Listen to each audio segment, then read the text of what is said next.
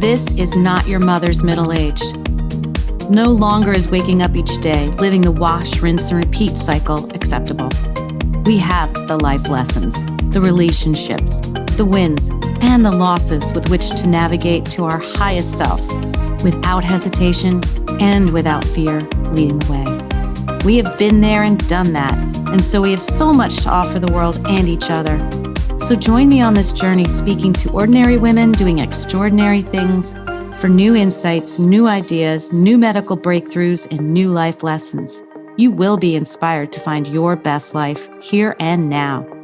My name is Wendy Charles Maguire, and this is your Second Wind podcast.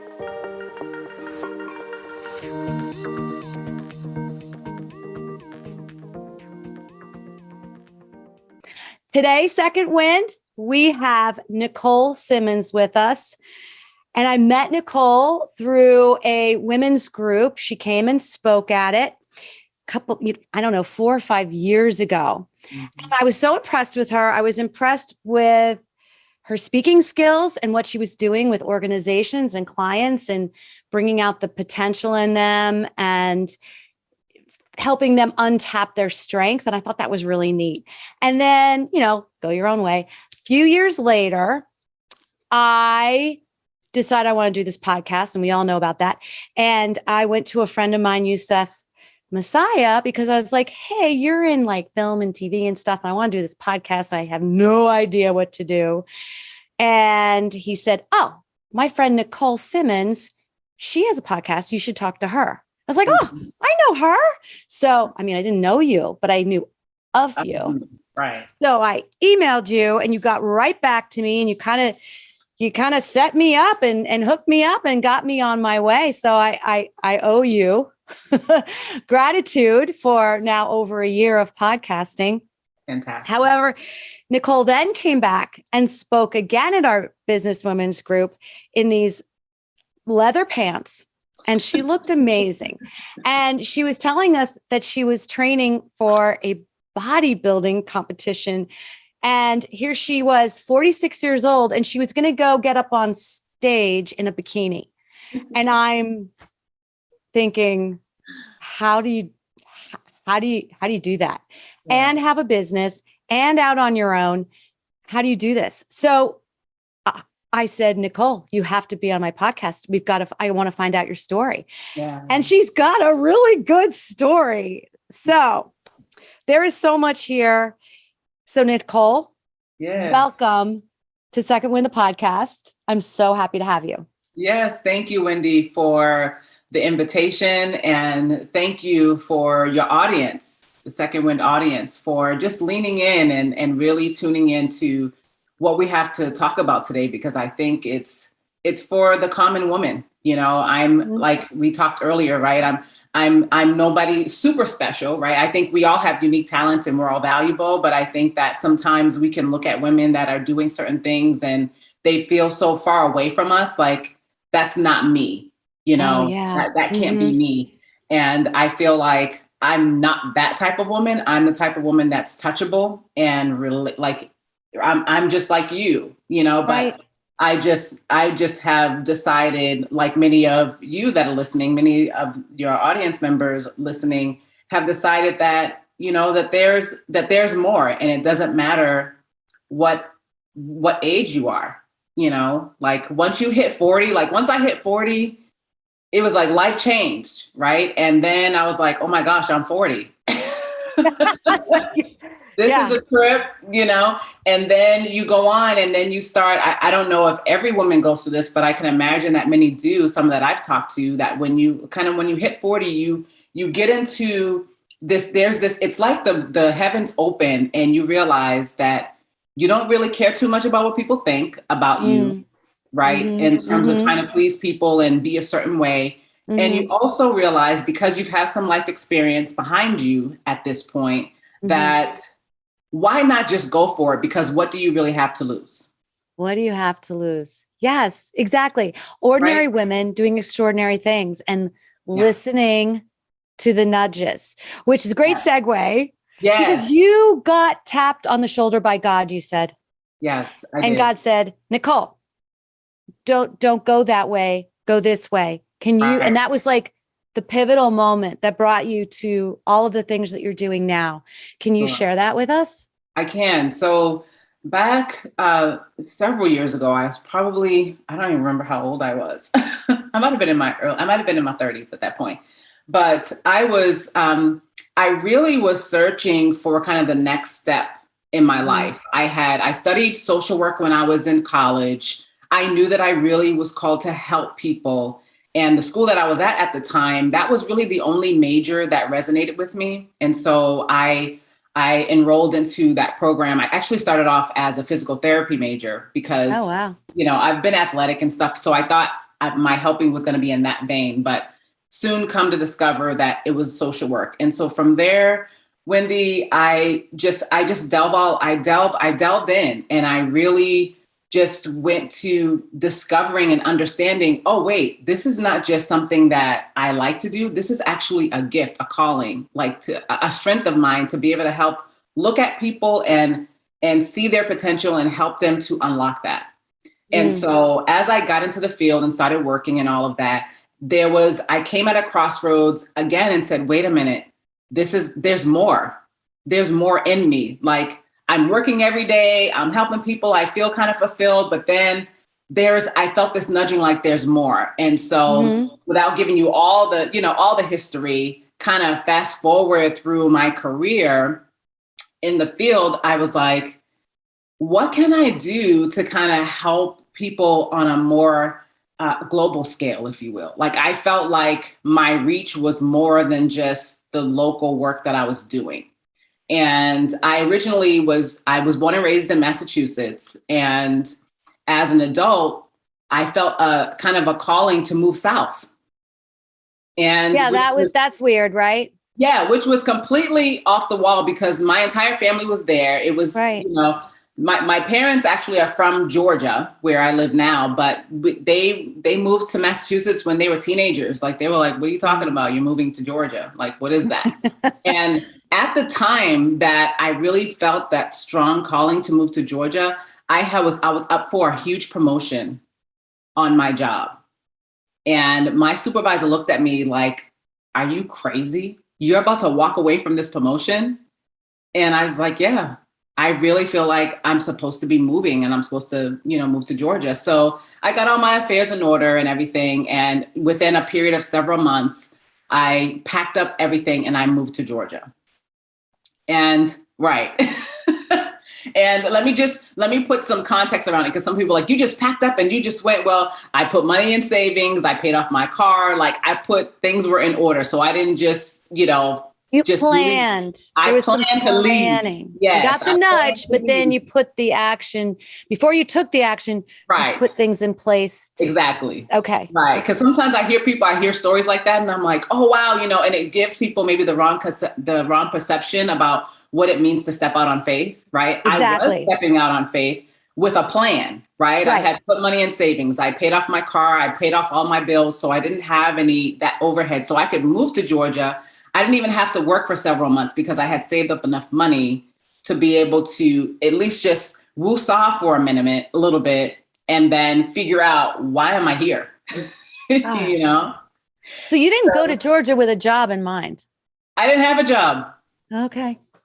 I didn't have a job. I knew I could get one because I had plenty of experience, right? I was like, there's even if I need to work at a fast food restaurant or something, I can get a job. Like, I'm not afraid of working. So that wasn't something that held me back. And sometimes that is something that can hold us back, right? Where we step out and want to do something, but maybe the finances can scare you, or the unknowns, or not knowing how things are going to work out. And I had that too. I felt that, but that wasn't strong enough than my desire that there was something more for me here in Georgia. Gotcha. So I picked up and moved. And when I got here, I began to look at, actually, the other part is my whole family decided to move too.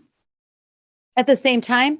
Correct. That's I'm trying to leave you people. Right. That's a whole different thing. When I told them I was moving, they were like, are you crazy? And then like months later, they were like, we're supposed to move too. So we all moved together. So I ended up moving to Georgia with my family, my immediate family, like my That's nucleus so family. funny. Isn't that something? Yeah. So Okay. my family now, like they laugh and they're just like, Nicole, you were kind of like the trailblazer to get us all here because, I was willing to say, yes, I will, without knowing all the details, I will step out and do it. And that's something that I want to kind of highlight too for women that are listening, right? Because there are people that are coming after you that may never step into what they're supposed to do until you step into what you're supposed to do. Oh, that's such a good point. Right? Yes. Yeah. So you don't know who you're affecting it with the breadcrumbs you're leaving behind. Right. And so, being able to do that, now I'm looking back and I was like, wow, it was such a blessing to my family because it changed their lives too. They of course had to follow their own, do things and set things up for themselves, but it just opened the door for them. So got here, kind of got settled, started working, odd jobs and stuff like that. And I really wanted to further my education and get my master's degree at the University of Georgia. That's cool. Did a lot of research, visit the campus, loved it, fell in love with it. I see why the Georgia UGA is Bulldogs. A big deal, Bulldogs, it's a big deal here. And so after I got on campus, I was applying, like just kind of going through the process. And midway, that's where that intersection happened. It was just like, this is not the direction. Like it was almost like a heavy coat came on me, like a weight, like, no, this is not the way you're supposed to go. And what resulted from that was the desire, because my desire was so strong to go to get my master's degree and to go to this particular school. And I went through, there were hurdles and obstacles that I had to overcome to actually get there and apply and all that. And I didn't care. Like I kind of bulldozed through it. And then all of a sudden it was like, no, this is not the direction you're supposed to go in.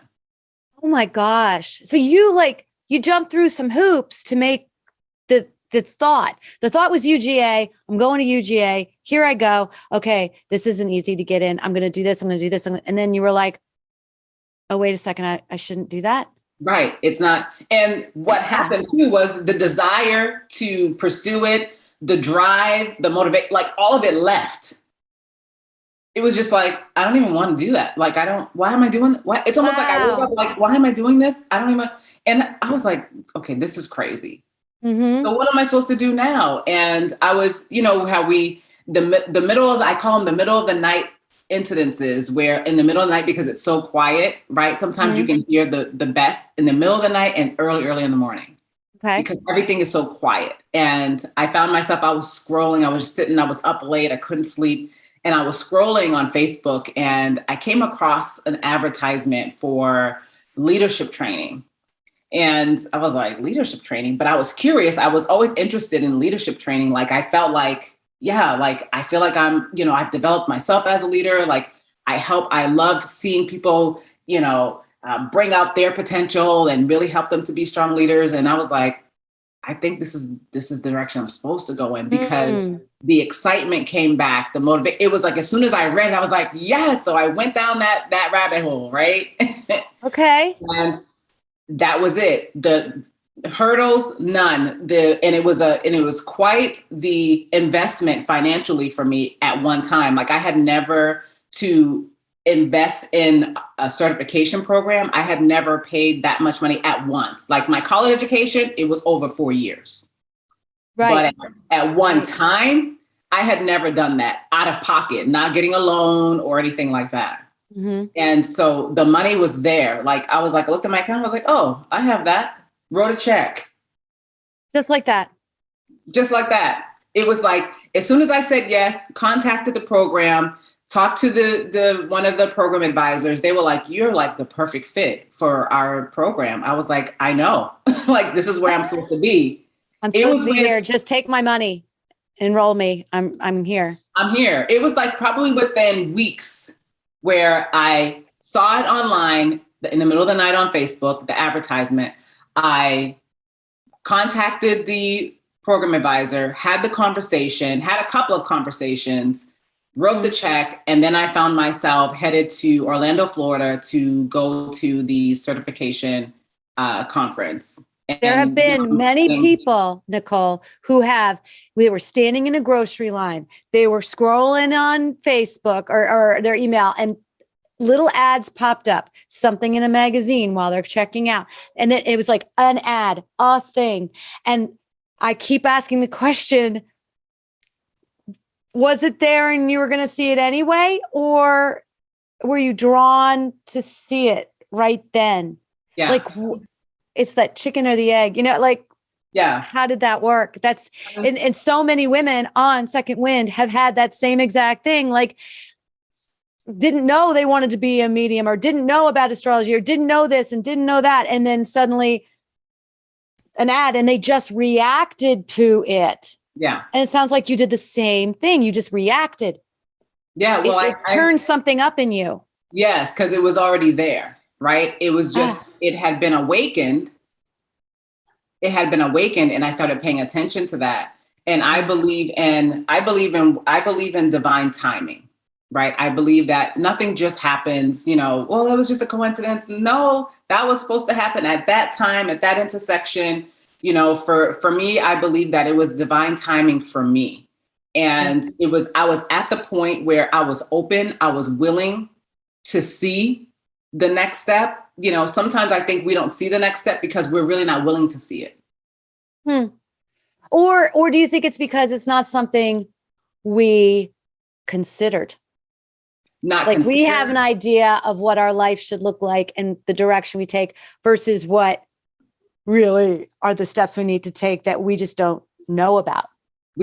Sometimes we don't know, but I think sometimes we do. For me, sometimes we do know like that there's something deeper. You may not know exactly what it is or how to name it.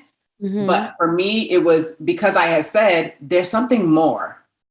I'm not sure what exactly that's called, but at the time I wasn't really willing to explore it fully open. I'm like, well, I'm just going to go get my master's. That's what I'm going to do. Like, that's what it is. Mm-hmm. And it was like, God was like, no, it's not that. And when that desire just kind of left, I was like, okay, well, now I'm open and I'm searching, and I couldn't sleep, and I'm up and I'm thinking, and my mind's like, okay, I'm open. What is it? I'm willing now to see it because I'm open. Sometimes it's, you don't know it's there. And then, but other times, like for me, it was, no, now I'm willing. I'm ready to see, because I was afraid. I was used to your traditional, go to college, get your master's degree. If you want to go get your PhD, like I was used to that. That was something that was comfortable and familiar to me. Mm-hmm. Right. And so I was safe in that space. Mm-hmm. At least that's perceived safe. Right. Right. Comfortable. But when I finally said, okay, I surrender, I'm willing to see what this is that's in me. Then as I'm scrolling, oh, wow. Oh, that's it. That's it. There's something, that's it right there. I see it. And made the contact. And then from there, and it was, I was able to get certified with the John Maxwell team. For your listeners, John Maxwell, he is the #1 leadership expert in the world. He has sold more books on leadership than anybody. Yeah, I have a few of those. Yep. Yes, he has helped millions of people with personal growth and leadership development. Many organizations, churches, nonprofits, for-profits, corporations utilize his material. And I didn't realize what I was getting involved in, but to the depth of it, but when I connected with this team and I was like, oh, I'm going to be certified under this umbrella, it was like, I'm home. Like, this is it. This is the next step in terms of my own growth and the path that is going to help get me to where I need to go. Question in my life. Yeah. Question. So you're like, that's it. I'm going to go do this. I'm going to write the check. I'm great for this program. I feel it. down here in your solar plexus or wherever. And Yeah. then do you know what's at the end? What's the No. end game? Yo, no, you don't. You don't know what the end game is. No. Right. No. Okay. So That's that's the part. scary. That's the part that was, I wasn't scared. Okay. Once I took this, it was nothing but excitement. I was like, now this is an adventure, right? This is what's down this road. Like now I'm curious.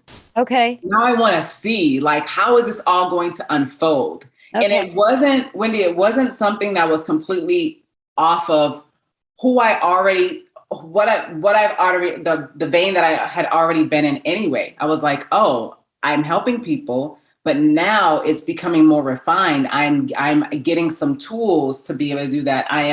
It's almost like this organization, particularly this team, is global. And I said, I wanted to be more global. Oh, yeah. Yeah. Right? That's right. So they have a global reach. I was like, oh, okay, I get it. And what I discovered that when I began to like read the materials and kind of go through my study program, I heard very clearly God say to me, this is your master's program. Wow. And I was like, oh, and let me tell you, for anybody who has done a self-study or, wanted to get certified in something that is meaningful to them, and it's a lot of content and you have to discipline yourself, like getting a master's is, you have to discipline yourself because it's it's just a different level of education. They don't hold your hand. It's not like your 4-year degree. It's a whole different level. Right. And that's exactly what it felt like for me. And I still study, it's been several years now. That was back in, I think 2014, I believe it was 2013, 2014. So it's been a while, but it was at that point in my life, I was like, oh, okay, this is a new route for me. It was for me to grow. I thought it was, I'm going to, get all these great tools so that I can, expand my business and, be able to help my clients and be able to help organizations develop themselves and pull out their potential and yay. Yeah, there was that part. Mm-hmm. But what was at the root of it was an avenue for Nicole to grow and to see my potential, to see who I am. And that's what led me to fast forward. That's what led me to finding myself on a stage in front of hundreds of people, half naked. I say half naked because the bikinis are super tiny small. In a bikini. Just kind of revealing who I am to, I say the world, it wasn't the world, right? But it was just kind of an unveiling. So that point of that nudge of saying there's more in me, where it was regarding my own personal and leadership and business growth, led me throughout the last several years to the point where I had another crossroads, another nudging to say, it's time to grow again. Oh, wow. What does that feel like when you're getting that nudge?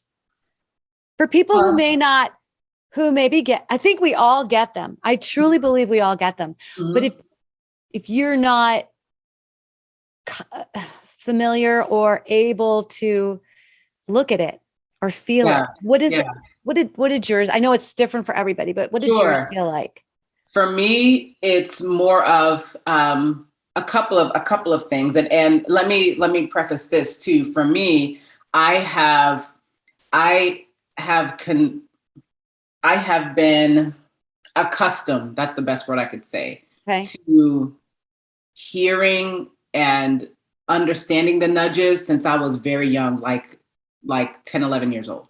Well, let's talk about that a little bit. Let's talk about how you grew up. And because you got involved with the church a little bit. Yeah, my parents introduced me to kind of the concept of church, the concept of religion when I was very young. My parents, they didn't for themselves, like they I guess they kind of delved in and out of church. But when I was probably 9 or 10 years old, my parents began to go to church and bring us to church. And it was a Christian non-denominational church, I believe, at the time. And so I was introduced to spiritual things at a young age. And I began to learn about Christianity, particularly, and who God was, how we were created, what it meant for me to have a relationship with God, who Jesus was. Like, I began to kind of learn these kind of basic concepts when I was very young. And that created a curiosity in me as well. And so when I was about maybe 11 or 12 years old, I had a very personal experience with God for me. And in my heart, I was like, God is real. It's just, it was just like a, what happened? Yeah. What happened? It was like the light came on in my mind. And I was like, it's almost like a, not deja vu, but like when something dawns on you and you're like, oh, I understand that. Oh, I get it. Like, maybe like if you're trying to figure out a math program, a math issue, thing, like multiplication was really hard for me. And then one day I was just like, oh, I understand it, because the switch came on. I was with it for a while.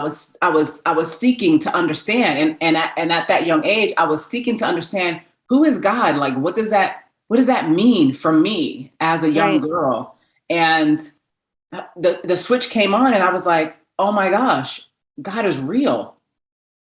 He's real. Like, he's real. And I remember particularly, being I think it was the pastor at the time. And, I would go to Sunday school, and I would go to youth group and all that stuff. And there was one particular service where the pastor was like, if you want to, open up your heart to God and ask him to, to be your Lord and to guide you all the days of your life and make Jesus the Lord of your life, then you raise your hand and you say this after me, right? So it was just kind of this call and response. And I remember doing that. And I was like, okay, I do, You're like, me, pick me. Yeah, okay. And then there was, from that, I began to learn about, God will lead you and he will speak to you, and he will speak to you through a still small voice, and it will sound like your voice, but it will guide you to the things that are right. And I began to learn how to, read my Bible and, assimilate that into my life as a young girl. Okay. And so that, for me, that hunger and that desire, that it just grew, it just continued to grow. And I was so curious about who God was. Like, what is this? So that really helped. That curiosity, I think, really fueled my motivation and really fueled my actions, because I really wanted to know. So I wasn't the type of kid that, my parents was like, oh, well, you hear some people that have stories of church and stuff, and they have terrible stories. They're like, they were made to go to church, and they just felt like it was thrown on them, and they were just boxed in. I didn't feel that way. That wasn't my experience. It was because I had this personal experience myself, and I was hungry. So I would tell my parents, you need to bring me to youth group. You need to bring me to church. Yeah. You need to bring, I want to hear more about, how do I have this relationship with this God who I can't see? What do you mean? And so as I matured in my age, and as I matured in my spiritual understanding, it served as a guide for me. And it's almost like having a regular relationship with anybody. Like you and I, we met one time years ago, but since, we've had little run-ins, right? Interactions. Yeah. So you can say, yeah, I know of you. Like, I know Nicole, I know Wendy, but I don't know her. Right. Right. No. But my, I have a girlfriend of mine, we spend a lot of time together. We talk on the phone, we text each other, we are in each other's presence a lot. And so I hear her heart, I hear her desires, her fears, like some of the things intimately that she wouldn't share with someone else. I know that about her. Mm-hmm. And so I know her. Right. Yeah. And so that same type of approach I took in my relationship with God. I was like, I That don't was want a to really know. cool way to explain that. I just Thanks. got that. That was a really Yeah. good way to explain it. Yes. I was like, I don't want to know of God. I want to know him. Like when I know that, okay, when he's speaking to me, what do I look for? Oh, when I have peace, that means that's the right direction. Oh, it's not always like this physical thing. Sometimes you might have a physical reaction, but when there's peace in my mind and I feel calm, okay, that's the right direction. When I read, it's almost like your parents, they talk to you, they teach you. You might go outside and they say, don't cross the street by yourself. Wendy, don't cross the street by yourself. Wendy, don't cross the street by yourself. You hear that so much. And then you're out of their presence and you're with your friends and they're crossing the street by themselves. You stop. And whose voice do you hear? Your parents. Your parents saying, don't cross the street by yourself. Why? Because you've spent so much time hearing their voice. Now it goes with you wherever. And so that's the same thing that happened to me. I began to read my Bible. I was like, I couldn't get enough. And I'm reading stories and I'm reading. And so then I'm like, wow, I'm putting my name inside some of these scriptures that I'm reading. I'm seeing how this can relate to my life. And then as I go out in the world in the day, in my community, starting my business, walking in, just doing the things that I'm doing in life, I'm hearing those words. Okay. That's guiding me to do different things. So that's how I experienced the nudge. Because I've spent so much time, I know it because I've spent so much time with the words. Now when I go, that's not the right direction because I hear those words. Go this direction. No, peace. Do you feel peace? Peace is your umpire. It tells you strike, safe, out. That's the wrong direction. Oh, okay, I get it. Because I hear those words now. So I don't have to, it's not confusing to me. It's not like, okay, is it God saying that? I don't deal with that part. And those of you that are understanding what I'm saying, or for those of you that might be confused about, well, I want to hear God's voice, but I don't know.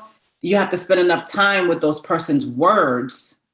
So when they begin to speak back to you when they're not in your presence, you're like, that's them.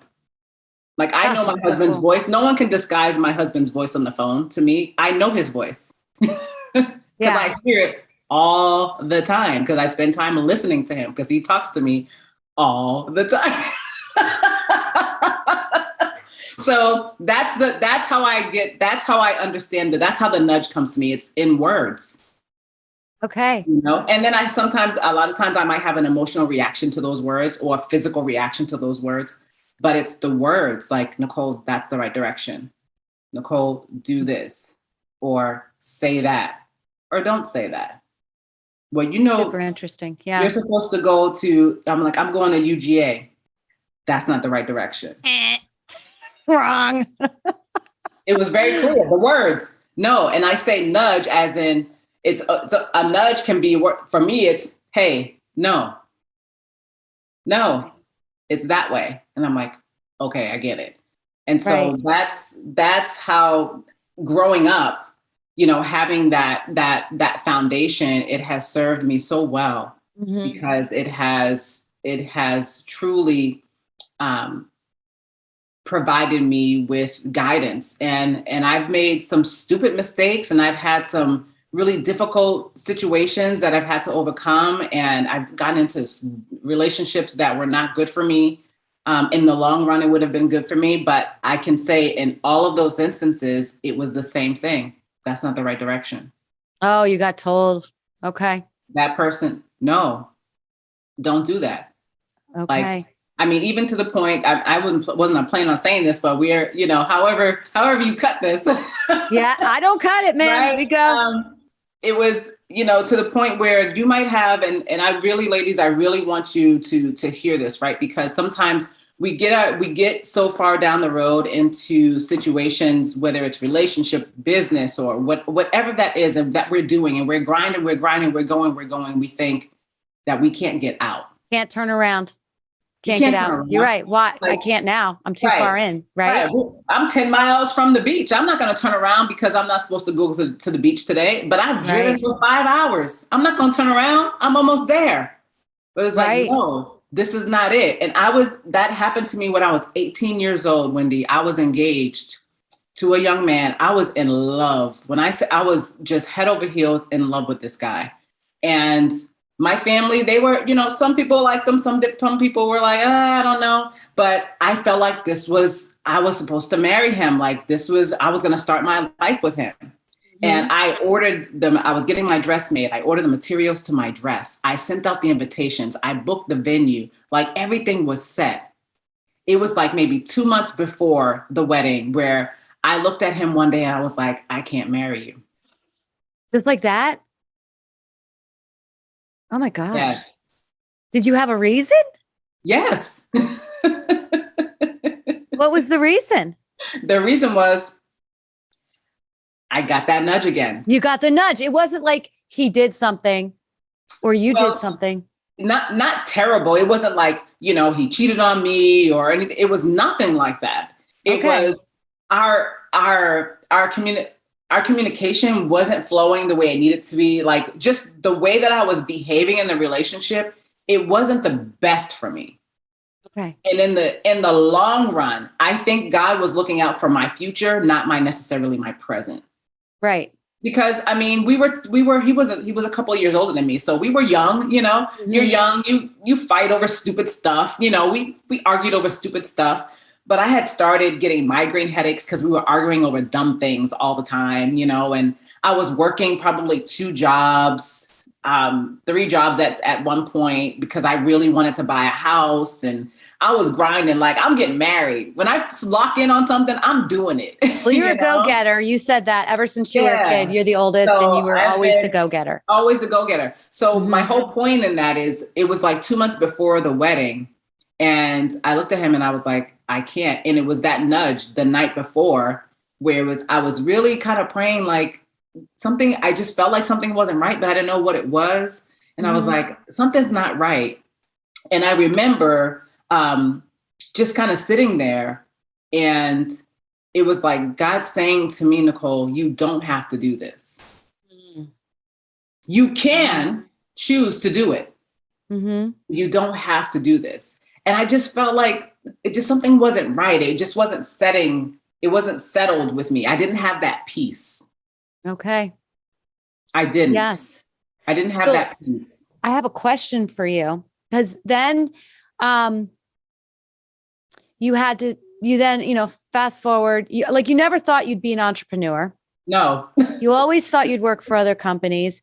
The John Maxwell thing created the entrepreneurship direction for you. Yeah. And then you got married. I got married before that, but yeah. Oh, before that. Okay. Yeah. And then at some point you thought perhaps you wanted to be a parent. Yeah. Be a mother. Yeah. And that was another time in your life. Yeah. And I was curious if you can talk about that a little bit because, you have this relationship with God and were you ever like, hey, God. Yeah. Can you share that with us? Cause that's a big one. Yeah. So, I mean, all of this together, like sharing my whole life story within a few moments. Right. Right. When I got married at 32. So let's just I want to put that out there. And I always wanted to have children. I never saw in my life not. My husband wanted to have children and we were married we decided that we would wait for 3 years before we tried to have children. And 3 years came and 3 years went and nothing, right? 6 years come, 6 years go, nothing. And, I'm like, what's up? I'm like, God, what's up? Like, this is crazy. And so I did over the years of us trying, it was very discouraging because I was like, I've been praying to have a child. I'm healthy. There seems to be nothing wrong with me. I don't know why it's not happening.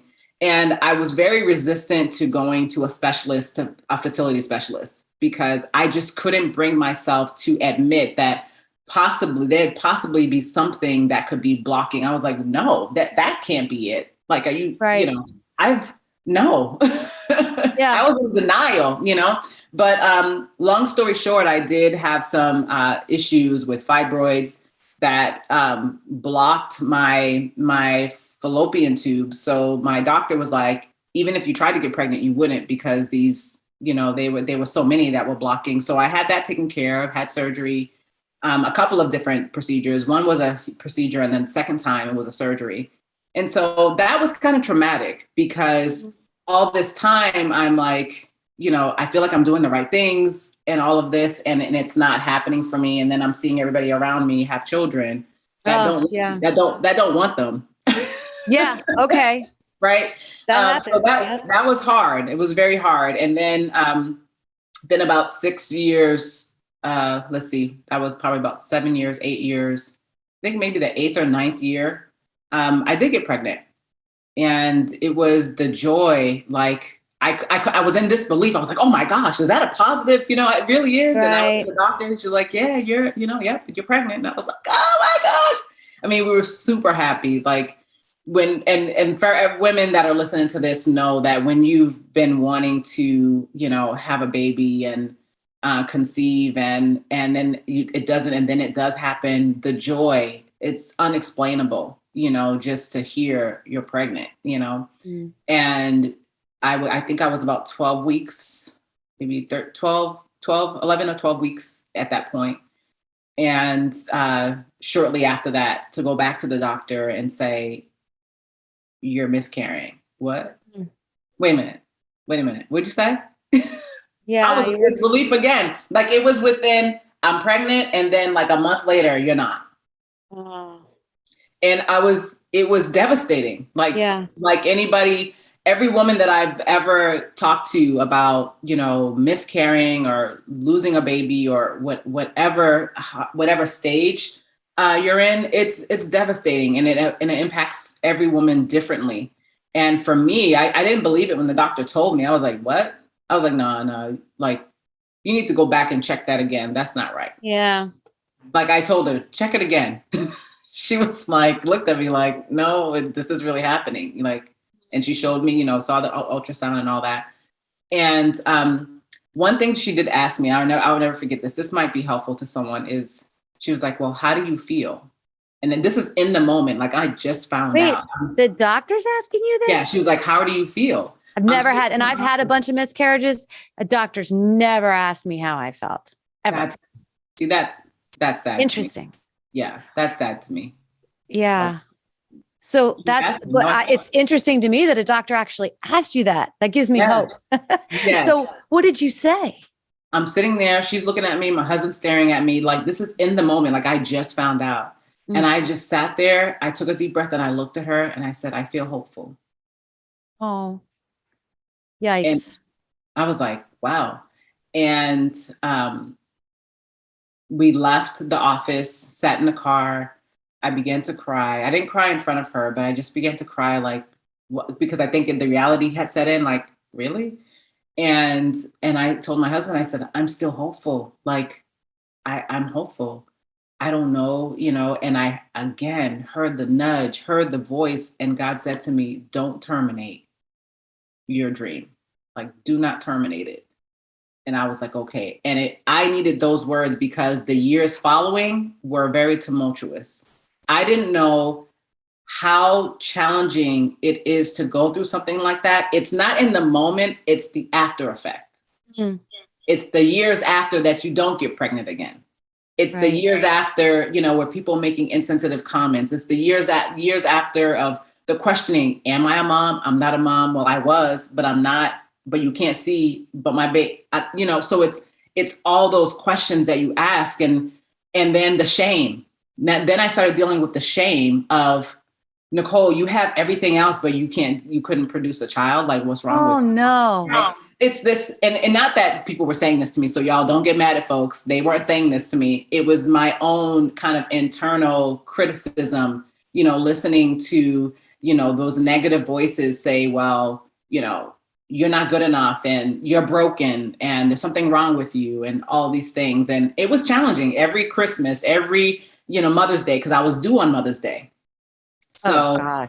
right, so every Mother's Day, every Christmas, my siblings having kids, and now and all my friends are having kids, and I was like, it was just too much, and I did experience depression, but it wasn't right. I didn't experience depression right away. It was like a year after.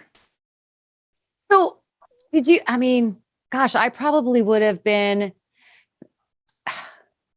I don't know. Were you ever did you get mad at God? Hell yeah. Oops. Oh, you did?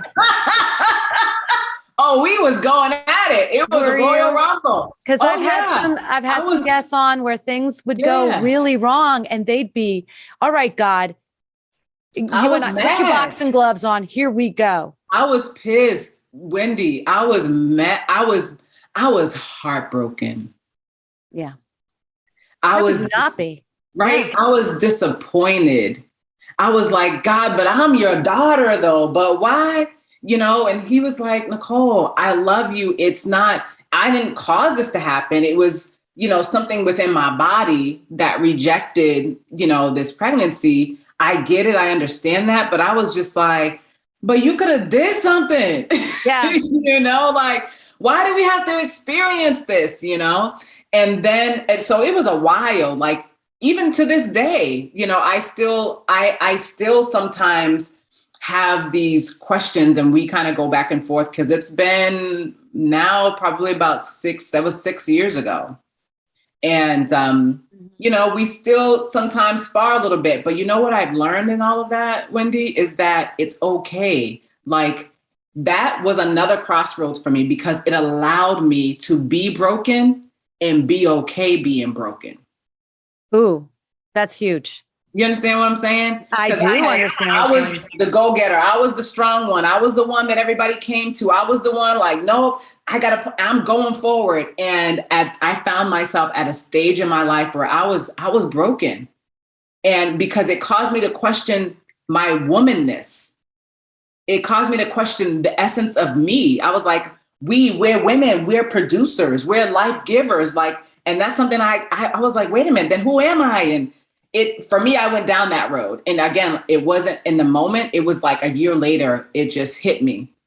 And I am grateful. And I'm not grateful for the miscarriage.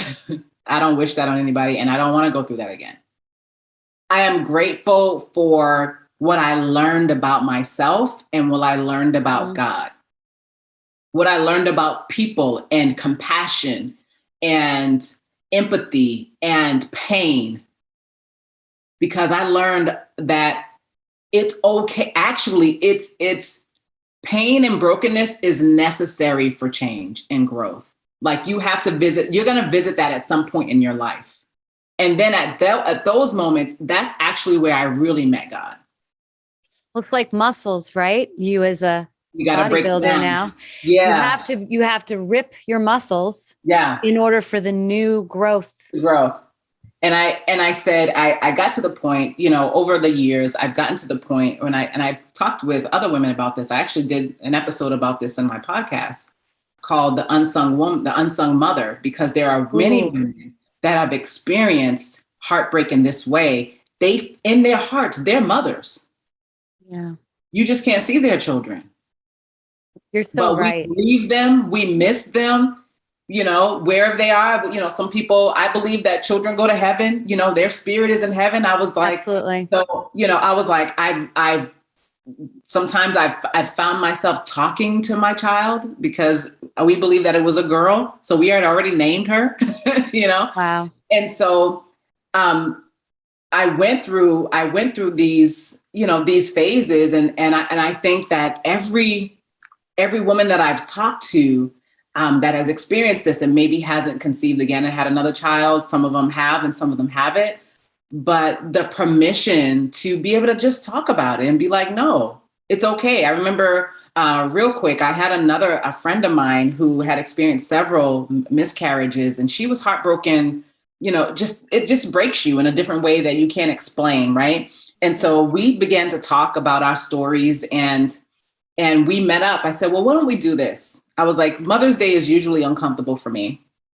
It's uncomfortable for you. Let's get together on Mother's Day. So her and I had lunch on Mother's Day, actually at your restaurant. Thank you. One of these mothers, a couple of Mother's Days ago, we had lunch. I mean, it was lunch at your restaurant, and we just began to celebrate each other, talk with each other. But we also were able to. I said, "Tell me your children's names because I know you named them," and I allowed her to talk about her children, her unborn children. She allowed me to talk about my unborn child, and we were able to celebrate each other. It was different. If someone that was sitting, if they were listening to us, they probably would have thought it was us, that we were a little cuckoo, because we're talking about our children who are no longer alive, right? Mm-hmm. But for us, it's a very real thing, like I said. And then we, at the end, we cried, we laughed, we joked. And at the end, I looked in her eyes and she looked in my eyes, and I said, "Happy Mother's Day." Oh my gosh. How healing is that? Let me tell you, healing, when I tell you, it was like a bomb that just came over my whole body. And from that Mother's Day forward, it's a celebration for me. And I make it a point to celebrate women that I know that have miscarried and that have necessarily had children again. I always reach out and be like, "Happy Mother's Day." Because I know people are not going to recognize you for that. Would you say that this is all of these new emotions and this new understanding of a whole nother segment of life has infiltrated into what you're doing now? Absolutely. Yeah. I'm a different woman now. And like I said before, like I was willing to see where this road was going to go in my life. Right. I get it now. Because I love who I am. I am the level of vulnerability that I'm able to sit with myself and be okay. And if I'm feeling, hurt or sad or, some of the emotions that we don't like to talk about, like I can sit with someone else in their brokenness and be okay. Yeah, that's huge. Because I understand. I was like, listen, I get it. I'm not in your position, but I know what it feels like to feel like your heart is shattered in 1,000 pieces and you don't feel like yourself. You feel like I felt like I was losing myself. And so where I am today, that actually going through that experience and for those of you that want to know, no, I have not conceived again yet, me and my husband, and I'm still hopeful. And I'm excited about the future. And yes, I still want to have children with my husband. So I'm putting it out there. Yes. And I believe that will happen for me.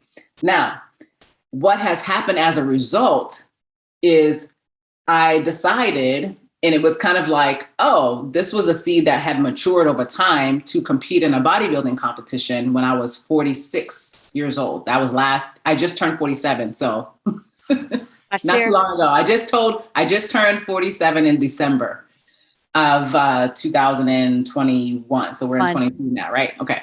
Yeah. So I decided to do a bodybuilding competition. And I remember when I made that decision in 2020, and I said, okay, I'm going to do this. And I remember just kind of sitting and like, okay, God, I asked you to give me the strength to go through this because I know it's going to be very challenging. Like Wait. Inquiring minds want to know, why on earth you've got your business, you've got your podcast, you got your husband, you're coming and doing speaking engagements, you're doing all this cool stuff. First of all, anybody who knows anything about bodybuilding, it takes a buttload of time. Yeah. And dedication and diet and sleep. And you got to pay attention to everything. You're already busy. Why? Was there another Facebook ad? What was it? No Facebook ad. Why did you decide to do that? Well, there was a seed that was planted. Like I had a friend of mine who competed in the competition. Good guy friend of mine who competed when he was in his 40s. And he invited me and my husband to go to his show. And he asked me, I like to take pictures for fun. So he was like, hey, can you just take some photos of me while I'm on stage and stuff?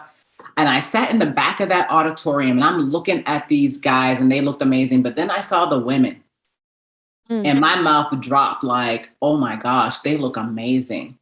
Well, you can, and as an athlete, you can appreciate what it would take to get the quad to look like that, and to not have this the flabs. Yes, listen. Yeah. Yes, because I grew up as an athlete, right? So I was always into sports, and I'm an active person. Like I've always been like that. So to see them, I'm like, I was so impressed and in awe of their physique. And I said, they look appreciate amazing. it. You can appreciate it. Right. But when the older women came out, like the 40 and up came out, that's when I was like, oh my gosh, this is something. And I stood in the back of that auditorium and I said out of my mouth, and this probably was in 2000, this might've been 2018, I think, 2018. I said out of my mouth, I can see myself up there. Stop it. I'm not lying. Wow. Okay. Prophecy, right? So fast forward 2 years later,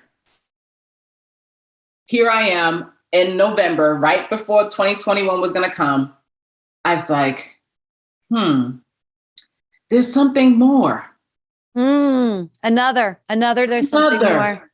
There's something more. Is that like an uncomfortable space when you get that? Are you kind of like antsy? What are you? More antsy.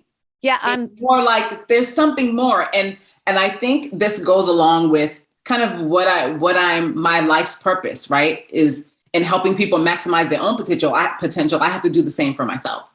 Okay. Right. So it's like I live what I help people with. Like I live it. Right. So it was like every year it's like, what next? Right. There's something more.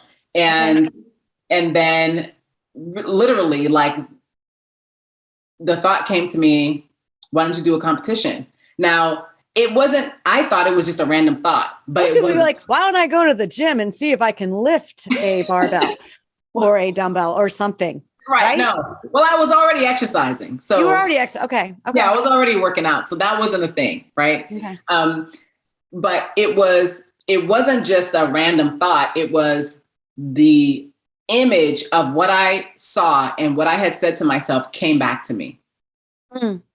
Okay. And during that 2-year period, I had met another woman who was around my age, who was a professional bodybuilder. See? Planted right in there.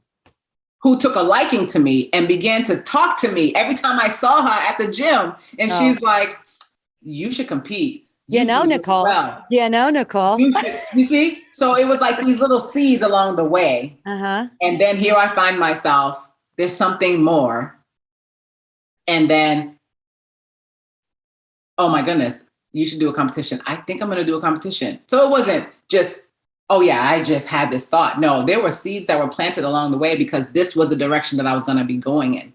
And oh, cool. And then I said, okay, I believe and there's a purpose to everything. Okay, so what's the real purpose to this? Because I know that I get it now. It's not just for other people, to help someone else and like, yeah, you can push through the hard times and you can grow.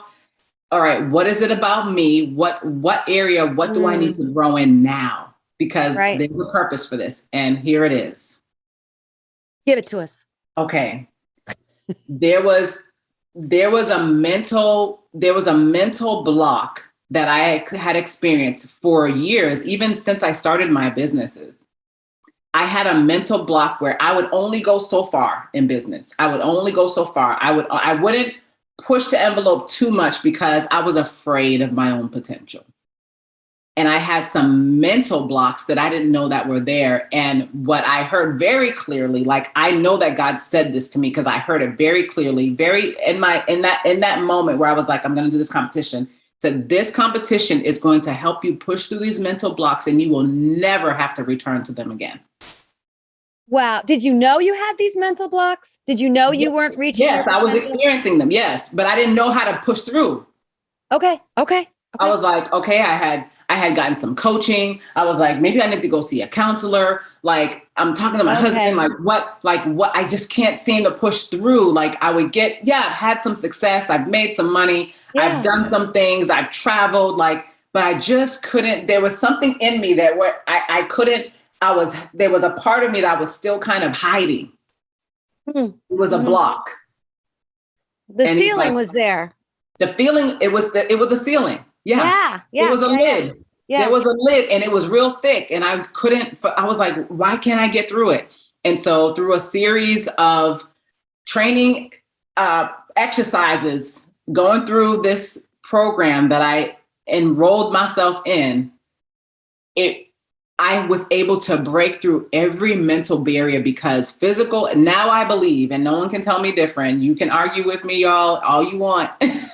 But there is something about submitting yourself to physical discipline that challenges your mental capacity. 100% agree. You see? And so body-mind connection. So much because so. You've got to push yourself here to be able to do it. You have to. Physically. Yeah. Physically. And so here I was in 7 months of training. I went through 7 months. It's a long time. And here was the thing, Wendy, that there's so many lessons that I learned, and I'm gonna kind of wrap it up because I know we've been talking for a little while. But while I was going through my process, that 7-month process, one, I'm a people person, right? So anybody who knows me, I'm a people person. I like to be around people. Like COVID pandemic was a struggle for me because I like to be around people, right? Right. And so when I would go to the gym, I go to group classes because I like that group, that energy. You know, I like to be around people. God was like, do not join a gym where you're going to be with a lot of people. Like I got very specific instructions. Like you have to go at this alone. You have to break through. You can't rely on your coach. You can't rely on your friends. You can't rely on your life coach or your business coach or your husband. You can't rely on anybody to help, to come and rally around you. No one's going to answer this for you. No one's going to answer this for you. This journey was my journey. Right. This was for me. And the reason why I said that is because the gym that I joined, it wasn't like it's a chain, but it's a 24-hour gym. So I would go at random times and they didn't have group classes. You know, they didn't have a boot camp that I could join. It was just me. Like, am I going to do the workout? My coach wasn't even here. He was in Houston, Texas. Oh, so you do the workout by yourself? By myself. Yikes. That's hard. You really did have to go through it yourself. He was like, you need to break through this mental barrier. And so many, many nights, sometimes I would forget to do my cardio and be like, oh, shoot, I got to go. It'd be 11 o'clock at night. I'm on the treadmill. Stop it. I'm not lying. You can ask my husband, God honest truth. I'm sitting there. My workouts were 2 hours. Sometimes I'd have to go twice because I wouldn't, I'd go in the morning, I'd go at night because I wouldn't finish. So it was for 6 months. And I was locked in, committed, and there were days that I didn't want to go. I was sore every day and I was hurting. My muscles were broken down and I was tired and I was irritable and I was forgetful because now my diet is changing. And it was like everything was being I was just like being broken down. And I cried so much on the treadmill and on the stair stepper. I cried so much. People were like, sometimes people looked at me like, is she okay? It was like cathartic. And as I'm taking steps sometimes, as I'm pushing the weights, I would see myself breaking through that self-doubt. I would see myself breaking through, those mental barriers that had been built up from years ago. It wasn't like a recent thing. It was like subconscious things that I had built up about myself. And how I really began to see myself and why I had those barriers, and just pumping that iron and pushing that weight and putting on that extra weight and saying, I don't know if I can do this. Well, try it, Nicole. You don't know if you can do the extra 25 pounds unless you try it. Push through it, push yourself, and don't wait for the applause. Don't wait for people to approve it. You don't need validation. Wow. That's huge. And I struggled with it internally for years as a young girl with validation. I think a lot of women do. I would say this is not unusual. No. And I know why. It was like my whole life was being played out in front of me. And as all these barriers are being broken down, I'm being built back up. And you could see the physical resemblance of it.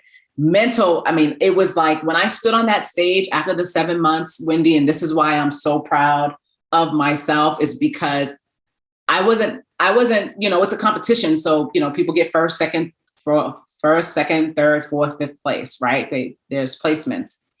But I wasn't doing it to get first place because I didn't really know much about it. It was my first time. So I didn't know, okay, this is what you need to do. My win was, I said to myself, I know that I've won this mental battle. I know that I've overcome and broke through these mental blocks in my life when I can stand on the stage by myself and let people see me. Yikes. Which you did.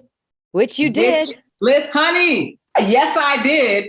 And, yes, the applause was great. And, I got my 2 medals, as a result of it. 4th place for the Masters, 4th place for the Open in my class.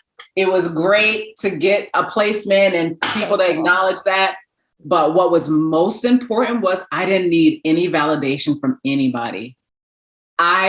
Physically, I looked the best that I've ever looked in my life. But mentally, I was like, I spent 7 months intentionally prioritizing myself first. Yeah, you have to. And showing up every single day, showing up for Nicole and allowing me to be kind of reborn, if you will. Yeah.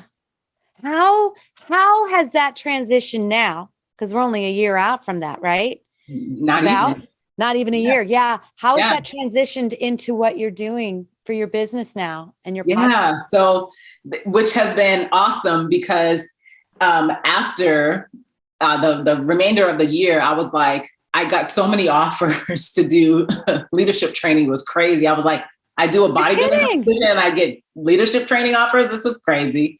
So I began to make more money in my business, which was cool. It was like what my husband said to me. He's like, Nicole, you're peacocking.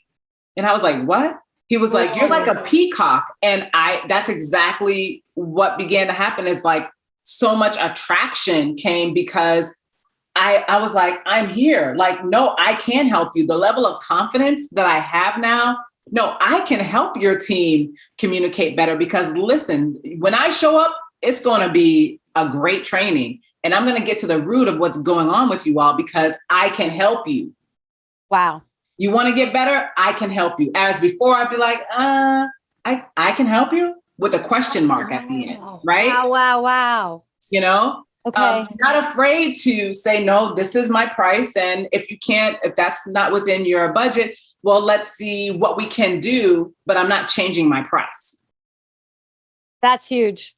Right. That's big. Because that's really big. I see me. I know what you're going to get. I can help you get the results in my wheelhouse. You're going to be a better organization because I'm going to help you. You have faith and confidence in your value. And me. Yep. Even the way I dressed changed because I wouldn't wear certain clothes. I would cover myself up. Mm-hmm. I like color, I like to be, I like to experiment. I like to be feminine. I didn't know I was a girly girl. I never called myself a girly girl in terms of that. Like, we used to say girly girl, but I love my body and I'm a sexy woman and I like to express who I am, and I was like, wait a minute. I like that dress. I'm going to wear that. I'm going to wear a pair of leather pants and a cute top. That's right. You are. I saw them. To a businesswoman meeting and be like, listen, you can be professional and rock you and still, I'm going to show up as me. This is who I am. Like, I'm not going to wear the oversized baggy clothes anymore because I'm trying to cover myself up. And that's what I had done. And how to impact my business is because I'm not shying away from opportunities. I said no to certain clients. Like, no, I can't work with you. No, you're not ready for me. Oh, wow. That's so cool. So Nicole, do you have a mantra, or what do you say to yourself every day to keep this high energy, the value on you? I mean, we all have days where you kind of like, I know for me, I'll be like, oh gosh, are people listening to this podcast? Yeah. You know, what's good? What's not good? You know, oh, I only got this many people on Instagram, or only this many people watch that, or you start putting value into those numbers. Those things, right. Yeah. How do you, of course. Yeah. I'm not immune to that. Right. That's like I said, I'm a people person. I'm like, oh, they're not watching it. They don't like me. Right. Well, that's where your mind goes first. The ego takes you there first. How do you personally get out of that? Well, now I should say I don't wake up and say like one certain thing to myself every day. Like this morning I woke up, I had some quiet time. Actually, I had some prayer time at 6:30 this morning. And that kind of charged me up.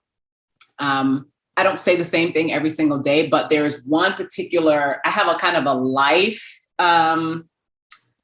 passage that fuels me and that I've leaned into. And that is that it is my responsibility, and I strengthen myself both spiritually, mentally, and physically to fulfill my God-given assignment.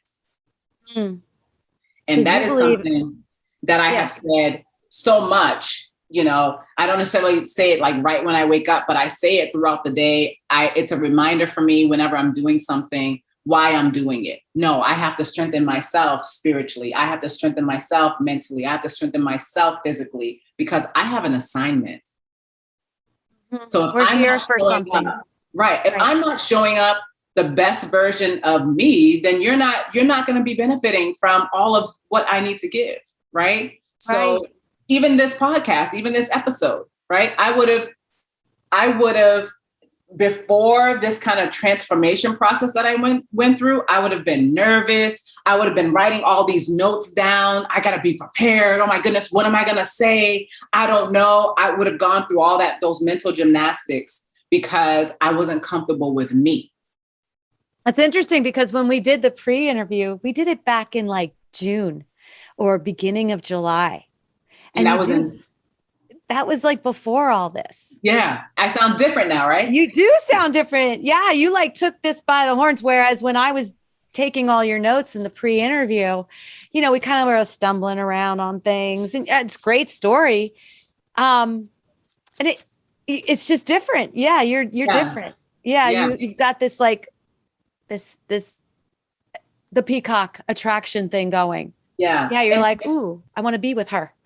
Right. So that's my foundational kind of life mantra, what I just shared with you. Yeah. But it's something that I've said to myself over and over and over and over. I've written it down. I have it everywhere. It's the reason why I do what I do for myself, because I have to be strengthened. I think sometimes, and kind of what I would like to say to you ladies listening to this, is that sometimes we forget about ourselves.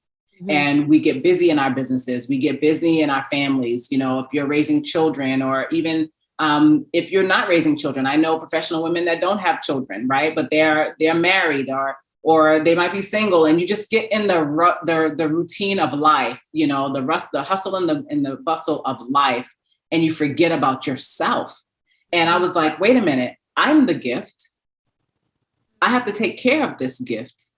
I have to strengthen this gift mentally. So if my mind and my mindset and how I'm feeding my mental capacity is not nourishing, then I can't grow mentally. If I'm not building my body, you don't have to be a bodybuilder, but you do need to take care of your physical body, because it's the vehicle by which your gift is going to be dispensed.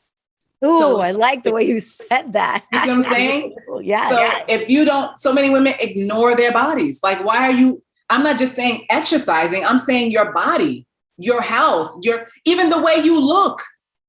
Mm-hmm. We don't have to let ourselves go. We don't have to do that. But I believe we have a, it's like kind of like a command to ourselves, you know, a command from God, our creator, how we were created to strengthen these bodies. right? What we can do. Like you were saying, you found out, okay, about this Lyme disease. You ain't just laying down every day like, oh, well, it's just going to overtake me. No, you have a duty. It's like wait a minute, I'm not just going to lie down and let my body just do what it needs, deteriorate. No, you're going to fight it. You're going to go to the doctors. You're going to get the supplements. You're going to do the things that's going to help your body so that you can continue with this podcast. Women in their second wind need to hear what you have to say. So if you're not strengthening your body, then you can't release the message that you're supposed to release. And then spiritually, being connected to the one who created you, like that is my ultimate source. Like, how do whatever you believe, I believe that God created me.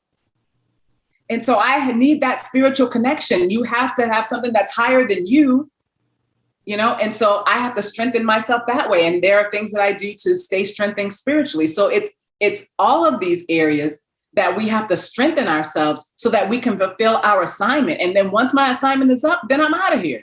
Like I'm good. I want to be like Betty White. You know what I'm saying? 99. Yeah. Like her assignment was up. She's like, I'm good. I did what I was supposed to do here. And she was strong in all of those areas. And so how I see our lives, now, how I see my life, the message that I have for women, particularly now, where I am in my life at 47, and really embracing this whole understanding of strengthening, being on purpose to strengthen myself physically, mentally, and spiritually for my God-given assignment. Like that never stops. So, no matter what age you are. It doesn't matter what age you are. And so what does that do for me mentally? Okay, what do I need to learn in my business that I don't know already? How do I need to strengthen? Maybe you do need to exercise so that if you're a speaker and you want more speaking gigs, but you're too tired. Right. Maybe you're working for someone and you want to start a side business. That takes physical energy and mental stamina. You think you're going to have that automatically? No, you have to sow that you have to give yourself that so you can, reap from it. You can extract those deposits. They don't just automatically show up. So true. You want more energy with your kids. You want to be vibrant. I was like, I don't want to be a tired, stressed out, worn out mother at an older age in life. I believe that lie for a long time. I believe those statistics and what society says. A woman's supposed, oh my goodness, you're going to be worn out. I was just like, I don't want that. That doesn't have to be my story. It's not going to be my story. So funny that you said that. So funny. Because last night I was kind of babysitting this 8-year-old girl. She said, let's do some yoga. She found my yoga mat. And she goes, oh, I'm looking up. She looked up 2-person yoga and we did it. Even though I haven't done yoga in a while because of the Lyme, we did the feet up, holding the hands. I had her on a plank and she was doing it on me. And I was like, this is what I wanted. I didn't want to be a 56-year-old and say, oh, no, honey, I can't do that. I'm not going to do that. I want to get down on the ground and be able to do that with you. Yes. It's so important. And I felt so good after I did it. And you have that moment where you're like, I am strong. I am good. I'm going to get better. This is all good. And you hit it right on the head. Why? Who said we had to be old and tired and frumpy? I refuse. Me too. And so ladies, this is your second win right here. Absolutely. You're in a second phase in your life, whatever your second win is. Sometimes your second win comes, you could be in your 20s and get a second win. You don't have to, it doesn't have to be later, in your years, but a second win to me is when there's a refreshing or an enlightenment that says, wait a minute, there's more. And then you lean into that and you begin to strengthen yourself physically, mentally, emotionally, spiritually, because there's more. There's more. And that's what this podcast is to help give the tools to do that by talking to people like you, Nicole. Yeah. I'm just saying. Listen, we're going to continue. And I really think that the reason I thought I lost your episode. I thought for sure we had taped. And I sent you this message like, oh, I'm so sorry. I can't find your episode. She goes, Nicole says, we never taped. I'm like, oh my God. How did that happen? Because I knew your story. I knew your story. I couldn't believe it. So thank God I didn't lose it. So we set this up, and I think we were supposed to wait till now. Yes. Because you had so many powerful things to say. Yeah. And if there was one thing you could leave us with, what would that be? It would be, oh goodness. I know. You matter. Yes. Listen what I'm saying. You matter.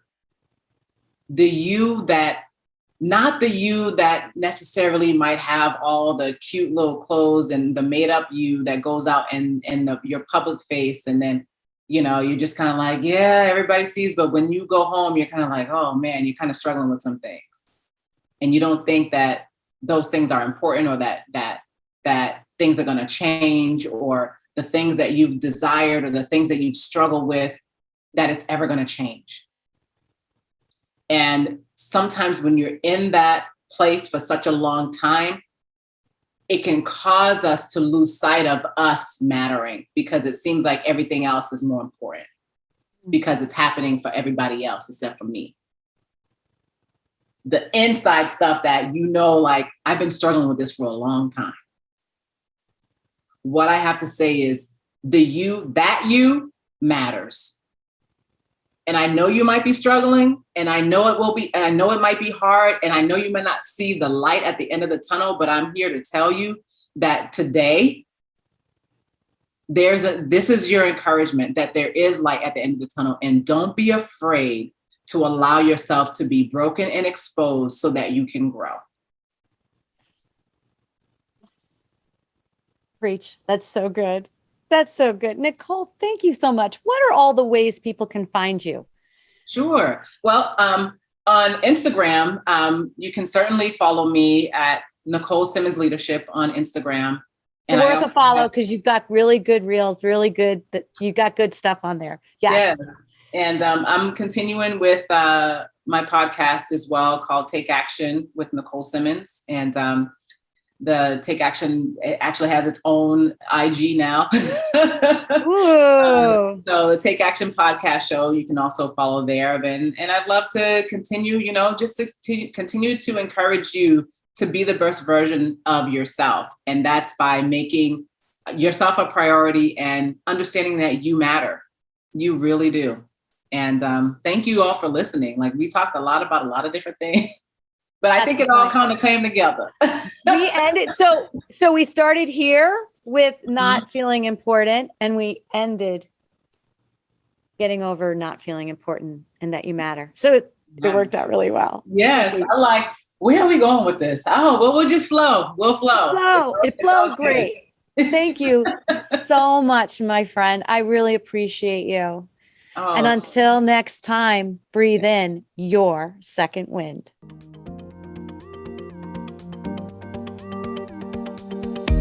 Thank you for listening today. I hope that something you heard made you smile, made you think, and made you feel.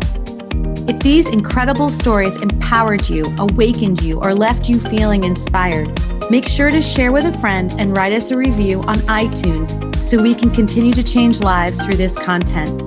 Make sure you tag us while you're listening on our Facebook group, My Second Wind, or hit the link in the show notes to join the conversation. Until next time, go ahead and breathe in your second wind.